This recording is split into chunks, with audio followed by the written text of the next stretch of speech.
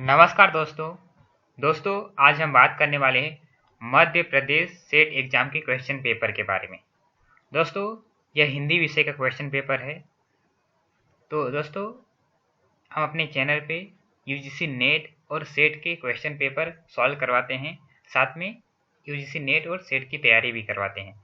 तो आप हमारे चैनल पे नए हैं तो हमारे चैनल को सब्सक्राइब कर लीजिए ताकि जब हम नया वीडियो बनाएं तो उसका नोटिफिकेशन आप तक पहुँच सके। तो आइए दोस्तों शुरू करते हैं। तो यह 2018 में जो मध्य प्रदेश में हिंदी विषय का पेपर हुआ था उसका क्वेश्चन पेपर है। तो पहला प्रश्न है, नाथ संप्रदाय नामक पुस्तक के रचयिता है। तो इसका सही उत्तर है ऑप्शन बी, हजारी प्रसाद द्विवेदी।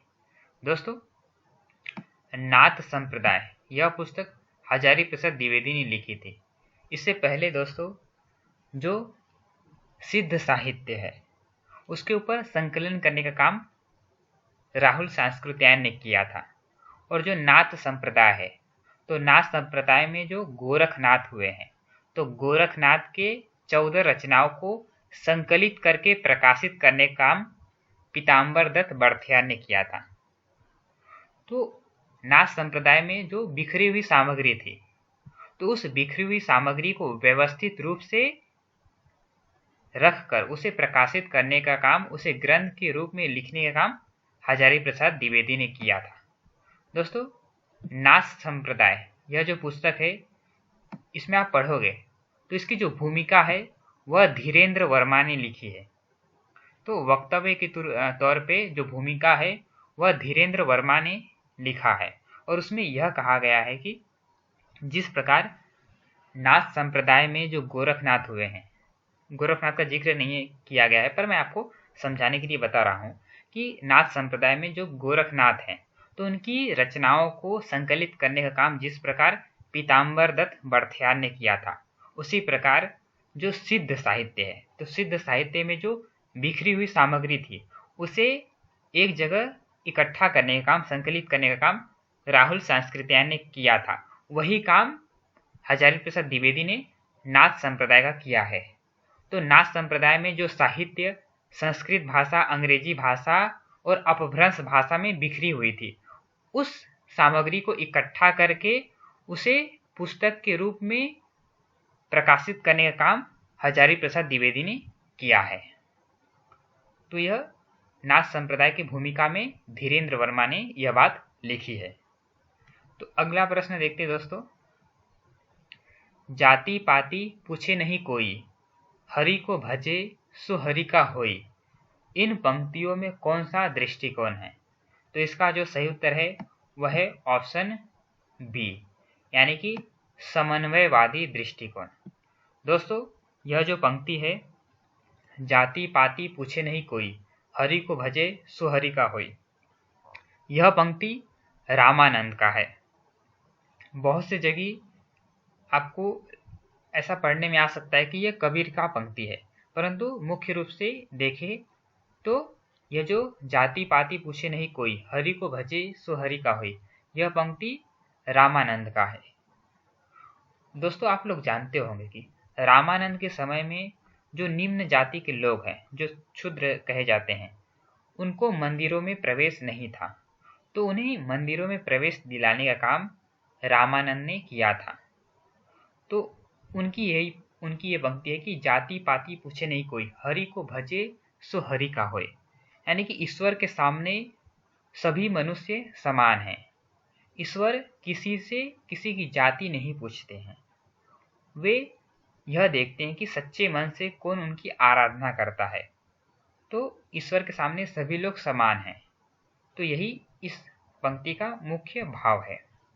तो आइए दोस्तों अगला प्रश्न देखते हैं, रामचरितमानस में कितने कांड है। तो इसका सही उत्तर है ऑप्शन सी, यानी कि रामचरितमानस में 7 कांड है। दोस्तों रामचरितमानस यह तुलसीदास का महाकाव्य है और यह लिखा गया था 1574 ईस्वी में। तो 1574 में यह महाकाव्य लिखा गया था और अवधी भाषा में लिखा गया था। तो यह बात आपको ध्यान में रखना है कि यह जो लिखा गया है यह अवधी भाषा में लिखा गया है और इसे लिखने के लिए 2 वर्ष 7 महीना और 26 दिन लगा था। यूजीसी नेट और सेट के एग्जाम में भी ये प्रश्न आते हैं, तो आपको यह बात ध्यान में रखनी है कि रामचरितमानस के लेखक हैं, कवि हैं तुलसीदास, और यह जो रचना है अवधी भाषा की रचना है और यह लिखा गया था 1574 ईस्वी में और इसे लिखने के लिए पूरा होने में 2 वर्ष 7 महीना 26 दिन का समय लगा था और इसमें 7 कांड है। रामचरितमानस के 7 कांड क्रम से इस प्रकार है। पहले आता है बाल कांड, फिर अयोध्या कांड, फिर अरण्य कांड, किष्किंधा कांड, सुंदर कांड, लंका कांड और अंतिम है उत्तर कांड। तो यह 7 कांड क्रम से इस प्रकार है। तो अगला प्रश्न देखते हैं दोस्तों।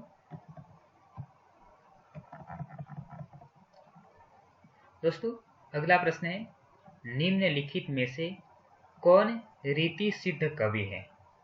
तो इसका सही उत्तर है ऑप्शन सी, यानी कि बिहारी। तो विश्वनाथ प्रसाद मिश्र के अनुसार रीति सिद्ध कवि है बिहारी।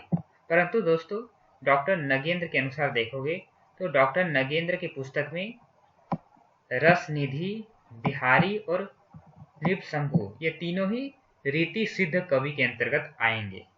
परंतु अगर आप विश्वनाथ प्रसाद मिश्र के अनुसार देखें तो केवल बिहारी ही रीति सिद्ध कवि हैं और जो बोधा हैं ये रीति मुक्त कवि के अंतर्गत आते हैं। तो अगला प्रश्न देखते हैं दोस्तों हम।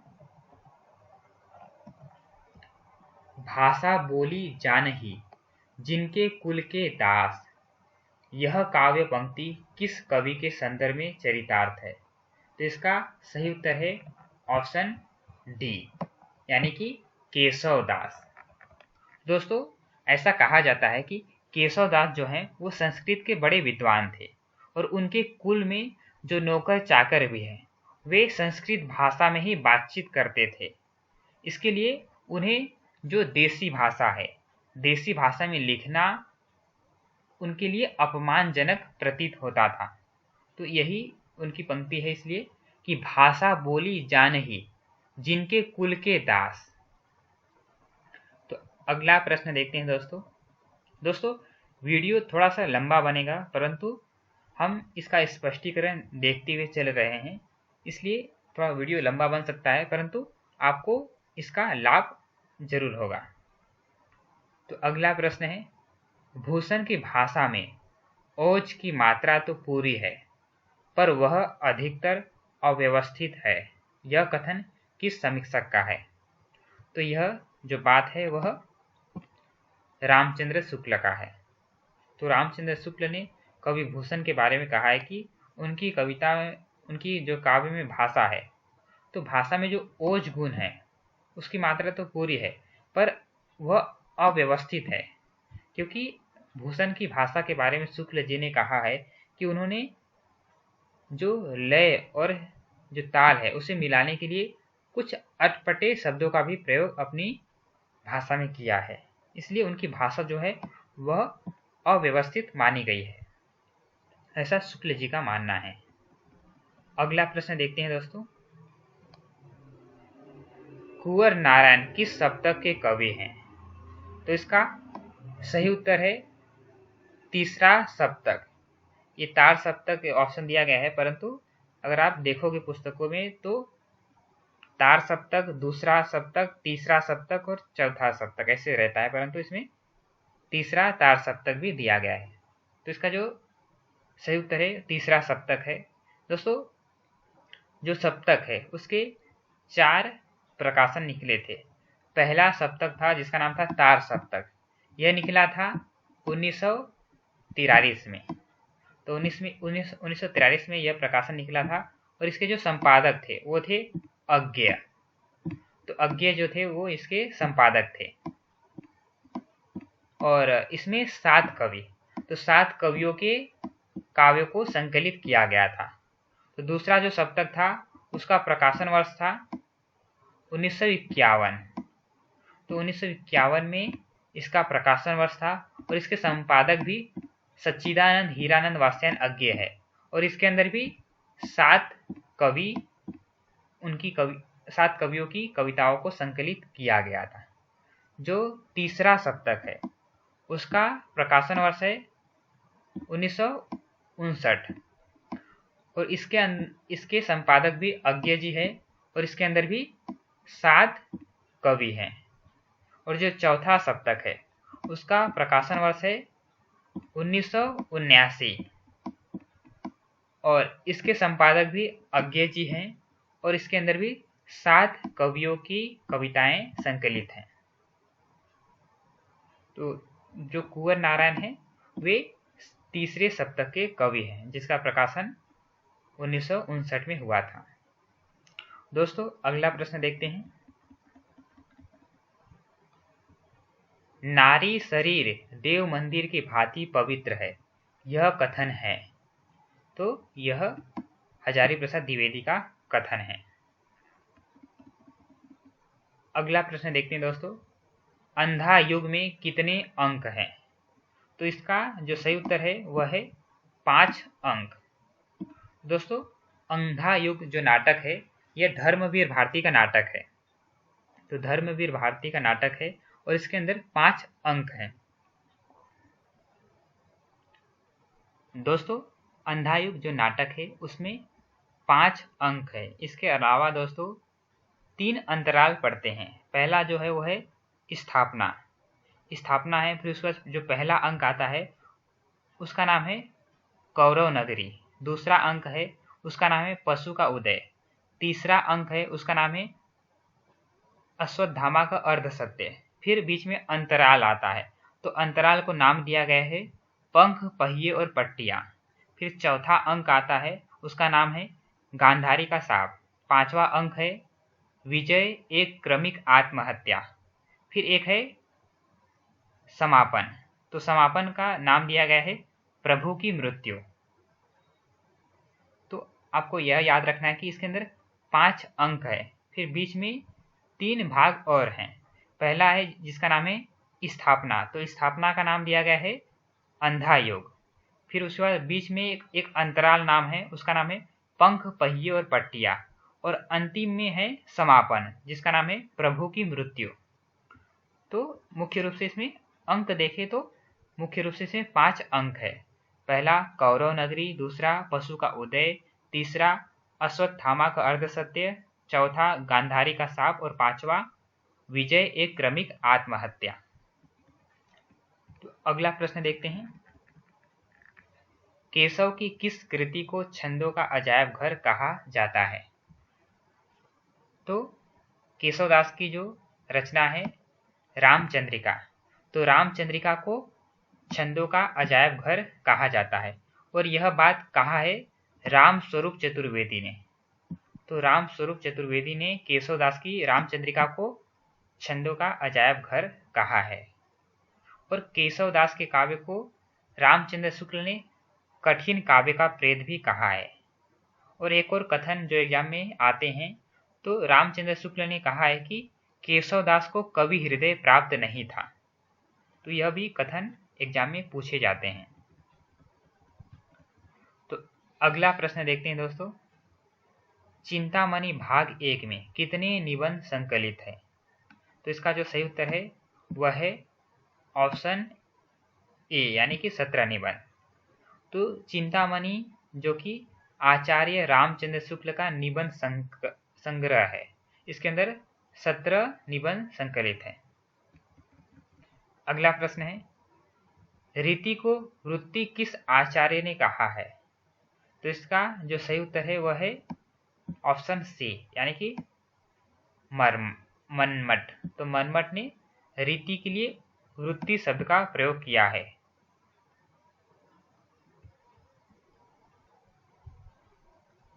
अगला प्रश्न है मनमट ने काव्य के प्रयोजनों पर चर्चा करते हुए व्यवहार ज्ञान को किस स्थान पर रखा है? तो मनमट ने जो काव्य के प्रयोजन हैं तो मनमत के अनुसार काव्य के 6 प्रयोजन माने गए हैं। तो उसके अनुसार ये जो व्यवहार ज्ञान है, यह पूछा गया है कि व्यवहार ज्ञान ये कितने नंबर पर इन्होंने रखा है। तो इसका जो सही उत्तर है वह है ऑप्शन डी, यानी कि तीसरे स्थान पर। अगला प्रश्न है, भारतीय काव्य शास्त्र की भूमिका ग्रंथ के लेखक है। तो इसका सही उत्तर है ऑप्शन ए, यानी कि डॉक्टर नगेंद्र। अगला प्रश्न है, हिंदी के रीति ग्रंथ किस आलोचना वर्ग में रखे जाने चाहिए। तो ऑप्शन दिए गए हैं तुलनात्मक आलोचना, सैद्धांतिक आलोचना, प्रभाववादी आलोचना और शास्त्रीय आलोचना। तो इसका ऑप्शन बी सही है, यानी कि हिंदी की जो रीति ग्रंथ है उसे सैद्धांतिक आलोचना वर्ग के अंतर्गत रखना चाहिए। अगला प्रश्न है, दंडी किस संप्रदाय के आचार्य हैं। तो इसका सही उत्तर है ऑप्शन सी, अलंकार। तो जो आचार्य दंडी है वे अलंकार संप्रदाय के समर्थक माने जाते हैं। तो अगला जो प्रश्न है, क्रोचे ने ज्ञान के कितने रूप माने हैं। तो इसका सही उत्तर है क्रोचे ने ज्ञान के 2 रूप माने हैं। अगला प्रश्न है, रिचर्ड्स के संप्रेषण सिद्धांत की तुलना किस भारतीय सिद्धांत से की जाती है। तो रिचर्ड्स का जो संप्रेषण सिद्धांत है उसकी तुलना की जाती है भारतीय सिद्धांत में जो साधारणीकरण है। तो भट्ट नायक का जो साधारणीकरण है उससे रिचर्ड्स के संप्रेषण सिद्धांत की तुलना की जाती है। और क्रोचे का जो अभिव्यंजनावाद है उसकी तुलना वक्रोक्ति सिद्धांत से की जाती है। तो यह बात भी आपको ध्यान में रखना है। दोस्तों अगला प्रश्न है, स्थापना दिया गया है। स्थापना ए, सूफी कवियों ने मसनवी शैली में अपनी काव्य रचनाएं प्रस्तुत की है। तर्क दिए गए हैं, सूफी कवि इक्स हकीकी से इक्स मिजाजी तक पहुंचना चाहते थे। तो इसमें दोस्तों जो ऑप्शन ए है वह सही है, यानी कि जो स्थापना है वह तो सही है। सूफी कवियों ने मसनवी शैली में अपनी काव्य रचनाएं लिखी है, ये कथन जो सही है। और जो तर्क दिया गया है दोस्तों वह गलत दिया गया है, क्योंकि ये जो तर्क दिया गया है कि सूफी कवि इक्स हकीकी से इक्स मिजाजी तक पहुंचना चाहते थे, तो इसका विपरीत है। जो सूफी कवि है वे इक्स मिजाजी से इक्स हकीकी तक पहुंचना चाहते थे। तो यहाँ पर जो लिखा गया वाक्य, तो पहले इक्स मिजाजी होना चाहिए था फिर इक्स हकीकी, परंतु इन्होंने विद्यार्थियों को कंफ्यूज करने के लिए पहले इक्स हकीकी लिख दिया है। तो बहुत से विद्यार्थी कंफ्यूज हो जाते हैं क्योंकि उन्होंने ये वाक्य पढ़े होते हैं कि सूफी कवि इक्स मिजाजी से इक्स हकीकी तक पहुंचना चाहते हैं, परंतु ये दोनों ही शब्द ऐसा है कि कंफ्यूज करने वाला, इसलिए वे कंफ्यूज हो जाते हैं। तो आपको पहले यह याद रखना है कि सूफी कवि जो है वो इक्स मिजाजी, तो इक्स मिजाजी से इक्स हकीकी तक पहुंचना चाहते हैं, ये कथन सही है। परंतु यहाँ पर उल्टा दिया गया, इसलिए ये कथन जो है वो गलत हो गए।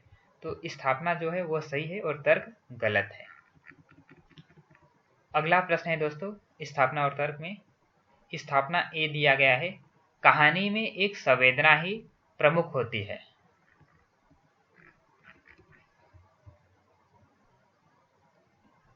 तो कहानी में एक संवेदना ही प्रमुख होती है, इसलिए उसमें विस्तार नहीं होता। तो दोस्तों आप लोग जानते होंगे कि कहानी और उपन्यास, नाटक और एकांकी, महाकाव्य और खंडकाव्य, तो इसमें कुछ अंतर है। जैसे कि कहानी में है तो कहानी में केवल एक संवेदना का ही वर्णन होता है, यानी कि एक संवेदना, एक विचार, एक घटना का ही कहानी में वर्णन होता है, क्योंकि कहानी उपन्यास की तुलना में छोटी होती है। तो इसलिए कहानी में एक संवेदना ही प्रमुख होती है, इसलिए उसमें विस्तार नहीं होता। तो ये जो स्थापना है वह सही है। अब तर्क देख लेते हैं कहानी और उपन्यास में आकार का ही अंतर नहीं है, अपितु शिल्पगत अंतर भी है। तो यह बात भी हम दोस्तों देखते हैं सही है।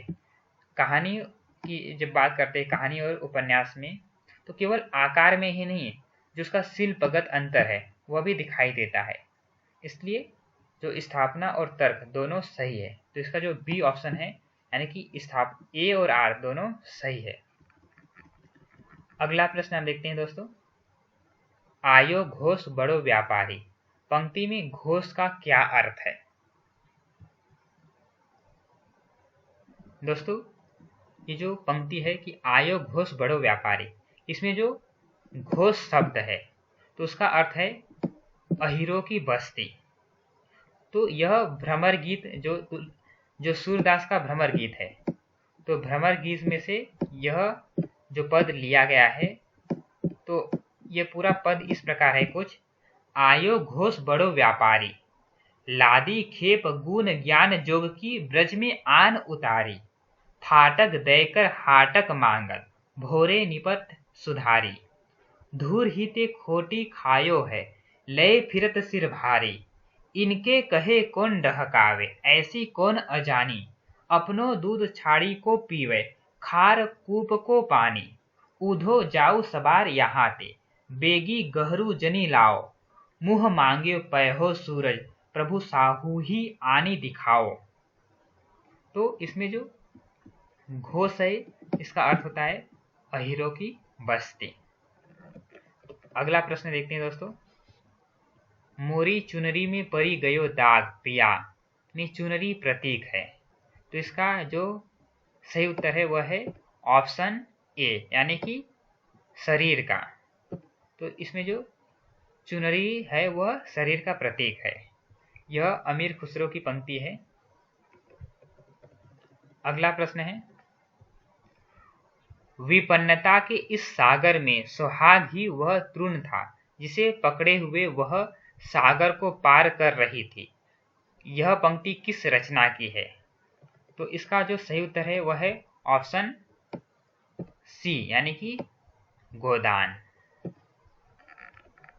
अगला प्रश्न है दोस्तों, यह भी कथन है, आर्यावर्त का भविष्य लिखने के लिए कुचक्र और प्रताड़ना की लेखनी और मसी प्रस्तुत हो रही है। यह कथन प्रसाद के किस नाटक में है? तो इसका सही उत्तर है ऑप्शन सी, यानी कि चंद्रगुप्त। चंद्रगुप्त नाटक जो है जयशंकर प्रसाद का। अगला प्रश्न है, संत असंत के लक्षणों का प्रतिपादन रामचरितमानस के किस कांड में किया गया है? तो इसका जो सही उत्तर है वह है ऑप्शन डी। तो तुलसीदास का जो रामचरितमानस है उसमें 7 कांड है। तो अंतिम कांड है लंका का, माफ कीजिए उत्तरकांड। तो उत्तरकांड में संत और असंत, तो संत और असंत के लक्षणों का प्रतिपादन किया गया है। और दोस्तों यह बात और आपको ध्यान में रखना है कि कली काल, जो कलियुग का वर्णन भी तुलसीदास ने उत्तरकांड में ही किया है। तो इसके ऊपर भी प्रश्न आते हैं कि तुलसीदास के रामचरितमानस में कली काल का वर्णन किस कांड में हुआ है? तो वह तुलसीदास का जो उत्तरकांड है, 7वां और अंतिम कांड है उत्तरकांड। तो उत्तरकांड में ही कली काल का वर्णन हुआ है। अगला प्रश्न है, निर्गुण राम जपहु रे भाई, इस पंक्ति द्वारा कबीरदास नवधा भक्ति में से किस भक्ति का प्रतिपादन करते हैं? तो इसका सही उत्तर है ऑप्शन बी, नाम महिमा। क्योंकि इसमें कहा गया है कि निर्गुण राम जपहु रे भाई, तो नाम जो कि राम है, तो राम के नाम को जपने का बात किया गया है, जो कि नवधा भक्ति में नाम महिमा के अंतर्गत आता है। अगला प्रश्न है, सूफी मत में ईश्वर की भावना स्त्री रूप में की गई है, यह मत है। तो यह मत जो है वह रामचंद्र शुक्ल का है। तो आचार्य रामचंद्र शुक्ल का ऐसा मानना है कि सूफी मत में ईश्वर की भावना स्त्री रूप में की गई है। सूफी मत में दोस्तों जो स्त्री होती है यानी कि जो नायिका होती है, तो नायिका को ईश्वर के रूप में दिखाया जाता है, यानी कि आत्मा और परमात्मा। तो नायिका जो है वो परमात्मा के रूप में दिखाया जाता है और जो नायक है वह जीवात्मा के रूप में दिखाया जाता है। और जो जीवात्मा होता है वह परमात्मा को प्राप्त करने के लिए प्रयत्न करता है। तो इसलिए इसमें जो स्त्री है, स्त्री की भावना जो है वो ईश्वर यानी कि परमात्मा के रूप में दिखाई देता है, ऐसा शुक्ल जी का मानना है। अगला प्रश्न है दोस्तों, इन कवियों को काल के आरोही क्रम में व्यवस्थित कीजिए। तो कुछ कवि दिए गए हैं, उनको आपस में आपको मिलान करना है। तो इसका जो सही उत्तर है वह है ऑप्शन डी, यानी कि पहले आते हैं कबीरदास। कबीरदास का जो जन्म हुआ था दोस्तों वह हुआ था ईस्वी में 1398 में। तो 1398 में कबीरदास का जन्म हुआ था। और जायसी का, दोस्तों जायसी के जन्म के बारे में मतभेद है, परंतु एक मत के अनुसार जो जायसी का जन्म हुआ है वह 1492 ईस्वी में हुआ है। कहीं कहीं पर आपको इसका जो सन है वो अलग भी मिल सकती है, परंतु एक विद्वान के अनुसार इनका जन्म 1492 ईस्वी में हुआ है। तुलसीदास का जन्म हुआ है दोस्तों 1532 में। तो 1532 में तुलसीदास का जन्म हुआ है। और निराला का जन्म हुआ है, डॉक्टर नगेंद्र के पुस्तक में दिया गया है 1897। तो 1897 इनका जन्म दिया गया है। और कहीं कहीं पर दोस्तों आपको इनका जन्म 1896 मिलेगा और कहीं कहीं पर 1899 मिलेगा, परंतु जो डॉक्टर नगेंद्र का हिंदी साहित्य का इतिहास है उसके अंतर्गत जो सूर्यकांत त्रिपाठी निराला है उनका जन्म 1897 दिया गया है। अगला प्रश्न है दोस्तों, कामायनी में अभिव्यक्त समरसता दर्शन को प्रसाद ने कहाँ से ग्रहण किया है? तो इसका जो सही उत्तर है वो है ऑप्शन सी, यानी कि कश्मीरी जो शैव दर्शन है। तो जो कामायनी के अंतर्गत जो समरसता का दर्शन दिखाई देता है वह प्रसाद जी ने शैव दर्शन से स्वीकार किया है। अगला प्रश्न है, छायावाद एक दार्शनिक अनुभूति है, यह कथन है। तो इसका जो सही उत्तर है वह है ऑप्शन ए, यानी कि छायावाद एक दार्शनिक अनुभूति है, यह शांति प्रिय द्विवेदी ने कहा है। अगला प्रश्न है, सौंदर्य बाहर की कोई वस्तु नहीं, वह तो मन के भीतर की वस्तु है, यह कथन है। तो इसका सही उत्तर है ऑप्शन बी, यानी कि रामचंद्र शुक्ल। अगला प्रश्न है, रेणु जिस भाषिक संरचना का प्रयोग करते हैं वह मां के दूध की तरह है, यह विचार है मार्कंडेय का। तो यह मार्कंडेय का विचार है। अगला प्रश्न है दोस्तों, इनमें से यामा में किस कृति की कविताओं का संकलन नहीं है?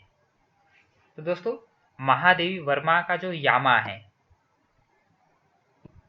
तो यामा महादेवी वर्मा की रचना है। तो पूछा गया कि इनमें से किस कृति की रचनाओं का संकलन नहीं है। यामा में दोस्तों महादेवी वर्मा ने जो पहले कुछ कविताएं लिखी है उसी को संकलित किया गया है। तो पूछा गया कि किस कृति का संकलन नहीं है, तो इसका जो सही उत्तर है दोस्तों यह दीपशिखा है। तो दीपशिखा जो है, क्योंकि दीपशिखा जो है वह यामा के बाद लिखा गया है, तो इसलिए जाहिर सी बात है कि यामा के बाद दीपशिखा लिखा गया है, तो इसलिए यामा में दीपशिखा की रचनाओं को संकलित नहीं किया जा सकता। तो यामा को छोड़ दिया जाए दोस्तों, तो जो सांध्य गीत है, निहार है और रश्मि, तो रश्मि, निहार और सांध्य गीत, इन तीनों संग्रह में जो कविताएं संकलित थी उन्हें यामा में संकलित किया गया था। अगला प्रश्न है, रूपवाद का उद्भव कहाँ हुआ है? तो इसका सही उत्तर है ऑप्शन ए, यानी कि रूस में। तो रूपवाद का जो उद्भव है वह रूस में हुआ है। अगला प्रश्न है, विखंडनवाद के समर्थक हैं? तो जॉक देरिदा विखंडन, ये देरिदा है तो यहाँ पर प्रिंटिंग मिस्टेक है। तो जॉक देरिडा विखंडनवाद के समर्थक माने जाते हैं। अगला प्रश्न है, उत्तम कोटि का काव्य आनंदवर्धन किसे मानते हैं? तो उत्तम कोटि का काव्य आनंदवर्धन किसे मानते हैं? तो इसका जो सही उत्तर है वह है ऑप्शन ए, यानी कि जिसमें व्यंग्यार्थ प्रधान हो। तो जिसमें व्यंग्यार्थ प्रधान हो उसे ध्वनि काव्य कहते हैं।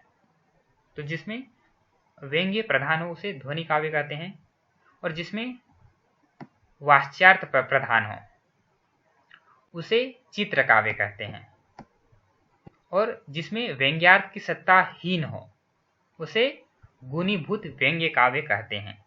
तो आनंदवर्धन ने जो काव्य है तो काव्य के 3 भेद माने थे। पहला ध्वनि काव्य, दूसरा गुणीभूत व्यंग्य काव्य और तीसरा चित्र काव्य। तो जिसमें व्यंग्यार्थ प्रधान होता है उसे ध्वनि काव्य कहते हैं, और जिसमें व्यंग्यार्थ की सत्ता हीन या गौण होती है उसे कहते हैं गुणीभूत व्यंग्य काव्य, और जिसमें वाच्यार्थ प्रधान हो उसे कहते हैं चित्र काव्य।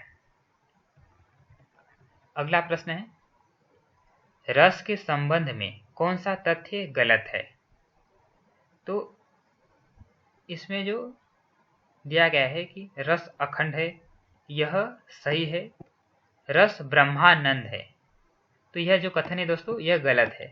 बहुत से विद्यार्थियों को लगता होगा कि यह कथन सही है, क्योंकि आप पुस्तकों में पढ़ोगे तो उसमें लिखा है कि रस ब्रह्मानंद सहोदर है, जो कि नीचे दिया गया है रस ब्रह्मानंद सहोदर है, यानी कि ब्रह्मानंद नहीं है, ब्रह्मानंद सहोदर यानी कि ब्रह्मानंद के समान है। ब्रह्म प्राप्ति का जो आनंद है वह नहीं है, उसके समान है। तो इसलिए यह ऑप्शन जो है वो गलत है। तो रस ब्रह्मानंद सहोदर है, यानी कि माफ कीजिए, रस ब्रह्म प्राप्ति के आनंद के समान है, ब्रह्म उसके जैसा नहीं है, उसके समान है। तो इसलिए रस जो है वो ब्रह्मानंद सहोदर है, यह सही है। रस लोकोत्तर चमत्कार है, यह भी कथन सही है। अगला प्रश्न है दोस्तों, रीति के लिए मार्ग शब्द का प्रयोग किया है। तो इसका सही उत्तर है ऑप्शन ए। तो कुंतक ने रीति के लिए मार्ग शब्द का प्रयोग किया है। अगला प्रश्न है, परवर्ती अपभ्रंश या अवहट भाषा में लिखा हुआ काव्य है। तो इसका जो सही उत्तर है वह है कीर्तिलता। तो विद्यापति का जो कीर्तिलता और कीर्ति पताका, ये 2 रचनाएं जो है वो अवहट भाषा में लिखा गया है। तो ये विद्यापति की रचना है कीर्तिलता और कीर्ति पताका, ये जो दोनों ही अवहट भाषा में लिखा गया है। अगला प्रश्न है, हिंदी भाषा के विकास का सही क्रम है। तो इसका सही उत्तर है ऑप्शन ए, यानी कि सबसे पहले आता है संस्कृत, फिर पाली, प्राकृत, अपभ्रंश। दोस्तों आप लोगों ने जो भाषा का विकास पढ़ा होगा तो उसमें आप लोगों ने पढ़ा होगा दोस्तों, पहले आता है वैदिक भाषा। तो वैदिक भाषा में आते हैं दोस्तों वैदिक संस्कृत और लौकिक संस्कृत। फिर आता है, अगर मान लीजिए इसे काल के हिसाब से देखें तो मुख्य रूप से इसके 3 काल हैं, प्राचीन कालीन आर्य भाषा, फिर मध्यकालीन आर्य भाषा और आधुनिक भारतीय आर्य भाषा। तो जो प्राचीन भारतीय आर्य भाषा है, तो प्राचीन भारतीय आर्य भाषा में आता है वैदिक संस्कृत और लौकिक संस्कृत, तो इसलिए संस्कृत पहले हुआ। फिर मध्यकालीन भारतीय आर्य भाषा में आता है, पहले आता है पाली, फिर प्राकृत, फिर अपभ्रंश।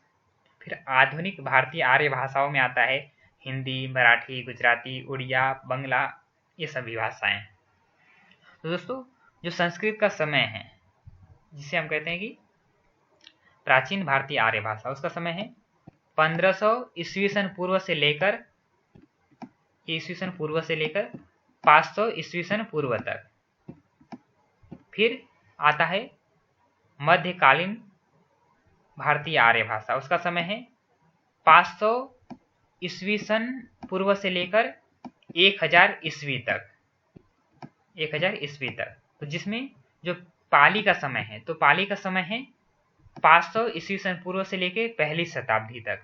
फिर प्राकृत का समय है पहली शताब्दी से लेकर 500 ईस्वी तक।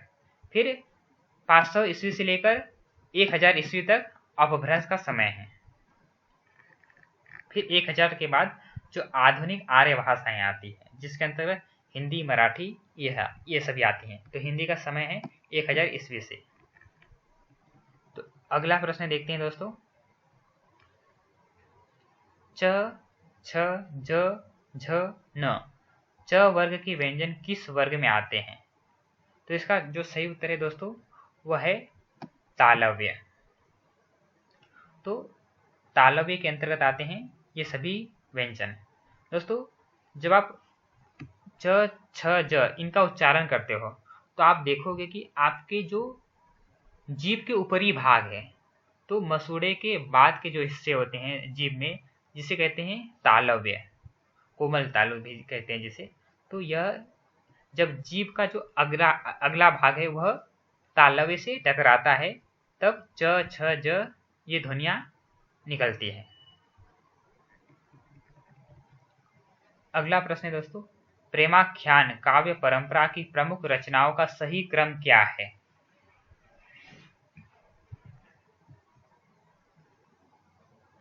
दोस्तों ये जो ऑप्शन है, ऑप्शन सी और डी, ये दोनों ही ऑप्शन सेम है। जैसे कि आप देखोगे इसमें भी चंदायन है, इसमें भी चंदायन, फिर मृगावती मृगावती, पद्मावत पद्मावत और मधुमालती और मधुमालती, इसलिए ये दोनों ही ऑप्शन सही है। तो अगर हम इसका प्रकाशन वर्ष, माफ कीजिए इसका काल देखें, क्योंकि उस समय रचनाएं प्रकाशित नहीं होती थी, तो इसका जो लिखने का काल है अगर देखें तो चंदायन, जो चंदायन का समय है वह है 1369। तो 1369 में लिखा गया था चंदायन। फिर आता है मृगावती। तो चंदायन दोस्तों, चंदायन के जो लेखक है वह है मुल्ला दाऊद।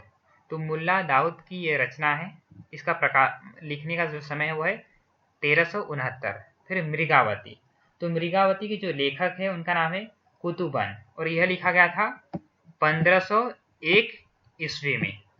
तो 1501 ईस्वी में मृगावती लिखा गया था, इसके लेखक है कुतुबन। फिर है पद्मावत। तो पद्मावत के लेखक आपको पता होगा जायसी, मलिक मोहम्मद जायसी, और यह लिखा गया था 1540 ईस्वी में। फिर इसके बाद आता है मधुमालती। तो मधुमालती के जो लेखक है उनका नाम है मंझन। तो मंझन ने लिखा है मधुमालती, और इसका जो प्रकाशन वर्ष है, माफ कीजिए इसका जो लिखने का समय है वह है 1545। तो 1545 में मधुमालती लिखा गया था। अगला प्रश्न है दोस्तों, निम्नलिखित में से कौन सी बोली पश्चिमी हिंदी उपभाषा के अंतर्गत नहीं आती है? दोस्तों आप लोग जानते होंगे कि जो बोलियां हैं, तो हिंदी भाषा के अंतर्गत 18 बोलियां मानी गई है, और उस हिंदी भाषा को 5 वर्गों में बांटा गया है: पश्चिमी हिंदी, पूर्वी हिंदी, बिहारी हिंदी, राजस्थानी हिंदी और पहाड़ी हिंदी। तो इसमें पूछा गया कि पश्चिमी हिंदी में इनमें से कौन सी बोलियां नहीं आती है? तो पश्चिमी हिंदी में 5 बोलियां रखी गई है। तो दोस्तों आप जानते होंगे कि जो बघेली है, तो बघेली ये पश्चिमी हिंदी में नहीं आती, ये पूर्वी हिंदी में आती है। तो यह जो ऑप्शन है वो ये ही सही है। तो बघेली है यह पश्चिमी हिंदी में नहीं आती है, ये पूर्वी हिंदी में आती है। जो बुंदेली है वह पश्चिमी हिंदी में आती है, इसके साथ ही कन्नौजी जो है वह भी पश्चिमी हिंदी में आती है, और खड़ी बोली कौरवी भी पश्चिमी हिंदी में आती है। इसके साथ ही दोस्तों जो ब्रज भाषा है और हरियाणवी, ब्रज भाषा हरियाणवी भी पश्चिमी हिंदी में आती है। तो अगला प्रश्न देखते हैं दोस्तों, 10वीं से 14वीं शताब्दी का काल, जिसे हिंदी का आदिकाल कहते हैं, भाषा की दृष्टि से अपभ्रंश का ही बढ़ाव है, यह कथन किसका है? तो यह कथन है आचार्य हजारी प्रसाद द्विवेदी का। तो ऑप्शन सी सही है। अगला प्रश्न है दोस्तों, हिंदी कौमुदी नामक पुस्तक के रचयिता हैं, तो इसका सही उत्तर है दोस्तों ऑप्शन सी, अंबिका प्रसाद वाजपेयी। तो अंबिका प्रसाद वाजपेयी हिंदी कौमुदी पुस्तक के लेखक हैं।